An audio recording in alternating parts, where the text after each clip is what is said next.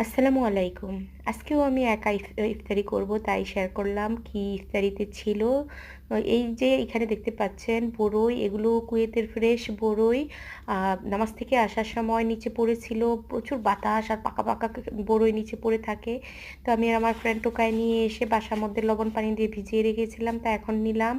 আর নিয়েছি মানে ২ টো কাবাব, সাথে ২ টো অরেঞ্জ আর তরমুজ নিয়েছি। তারপর নামাজে চলে গেলাম। নামাজ থেকে এসে লাজ্জানি খাবো, সেজন্য তেমন কিছু আর খাওয়া হয়নি। তো নামাজ থেকে আসার পরে লাজ্জানি নিলাম। লাজ্জানিটা খেতে আমার খাওয়ার সময় অনেক কষ্ট হয়, কারণ আমার বাচ্চারা খুব লাজ্জানি পছন্দ করতো। যখন কুয়েতে ছিল আমি প্রায় সময়ই লাজ্জানি বানাতাম, না হয় বাহির থেকে কিনে আনতাম। তো ম এখন এরা তো এখনো, মানে আমি প্রায় সময় জিজ্ঞেস করি, কানাডাতে তো ভালো লাজ্জানি পাওয়া যায়, তোমরা ওখানে খাও কিনা? বলে যে মাম্মি কুয়েতের মতো না, তোমার হাতের মতো না, তো খারাপ লাগে।